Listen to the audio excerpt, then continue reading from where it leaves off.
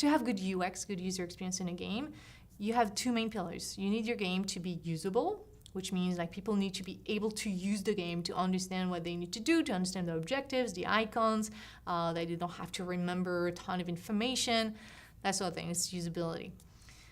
So you have a lot of rules to follow to make sure that this is going to happen in your game. And then the second big pillar is what I call engageability. It's the ability of the game to be engaging. And this is all about human motivation. So it's making sure that you have all the ingredients that help humans being motivated and keeping doing an activity. It's about emotion, and it's about what we call game flow. So it's keeping the player in that sweet spot where the challenge is not too easy, because then it's not challenging, it's boring, not too hard, because then it's stressful.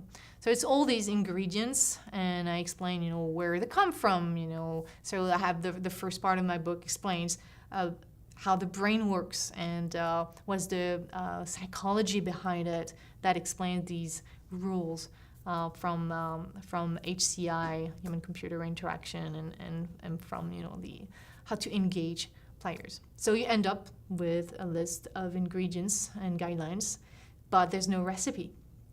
But these are the ingredients that developers can use to make their own recipe, and that's the beauty of it.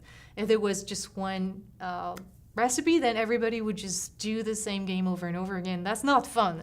What's interesting is it's just ingredients, and depending on the game you want to do and the experience you want to offer, you're gonna make different trade-offs, and you're gonna focus on different things, and this is what it's all about.